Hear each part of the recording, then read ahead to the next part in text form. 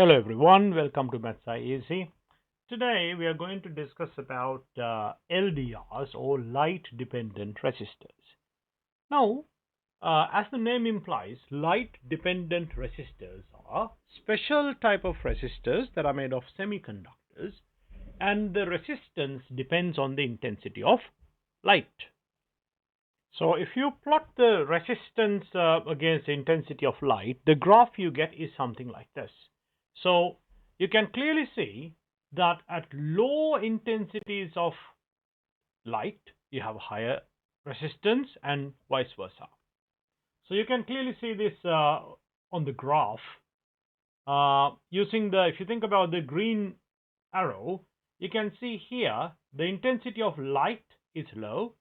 So if you look at the resistance value is high.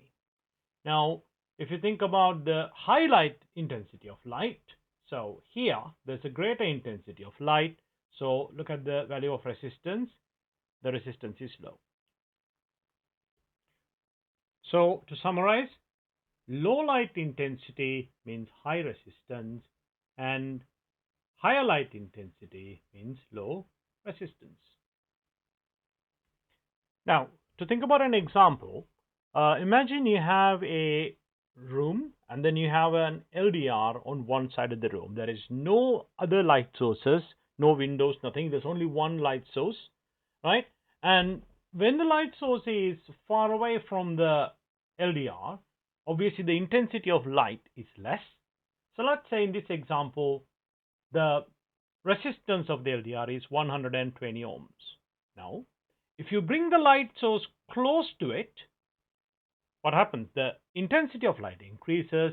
When the intensity of light increases, what happens? The resistance will go down. So you can still see low light intensity in the first example, high resistance 120, higher light intensity in the second situation where you have a lower resistance. Now, a common question you can get is like, why do LDRs become better conductors, or why does the resistance decrease when the intensity of light increases? So here's the answer to that question. LDRs are made from semiconducting materials. Remember, in semiconductors, the charge carrier density is not that high. Like conductors have really high charge carrier densities. Semiconductors have relatively low charge carrier densities. Insulators have almost zero, really low charge carrier densities. Now, one of the things with these semiconducting materials is, like certain materials, when light photons hit, they can release electrons, so more electrons can break free. So what happens is, in low light intensity, there are few free electrons, but when exposed to light, more electrons now becomes free. So what happens is, it's easier for the current to pass through, so the resistance decreases. The next thing you need to know is about the uses of these LDRs.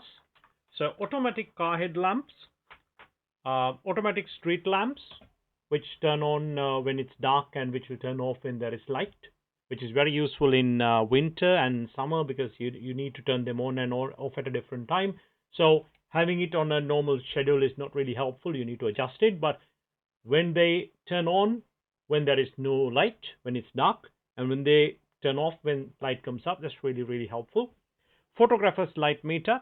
Some of the most newer cameras actually have this sort of inbuilt, but you have this separate piece of equipment as well, which can be used to measure the intensity of light. A similar equipment is actually used in cricket matches to sometimes determine whether the level of light is sufficient for the players to continue the play or whether it is too dark or something. And also, one of the most common ones that all of you have seen is automatic garden lights, where you can see where you can just install it in the garden. They will get charged usually by solar power, and then when it's dark, they'll come out. And then when it is in the morning, when there is light, they will naturally turn off. LDR-based sensing circuits is a very common exam question in A-level physics. In fact, this comes in GCSEs as well. Well, with less calculations really, but you get more calculations in A-levels, but less calculations, more like worded explanation in GCSEs. But calculations are more common in A levels. Now, how do they work? So here you can see there is a power supply, and then there is a fixed resistor, and then an LDR, and the light bulb is connected in parallel with the light dependent resistor. Now, when it is dark, the resistance of the LDR is high. Now, let's just take some random values. Now, let's say this power supply is 10 volts, and say this is 8 ohms. And when it is dark, say the resistance of this one is high, let's say it's 92 ohms. So the question is, what is the potential difference across the lower part of the combination? That's pretty easy to do. So the voltage here is 10 multiplied by 92 over the total resistance is 92 and 8 is 100. Now you can clearly see that will be 9.2 volts.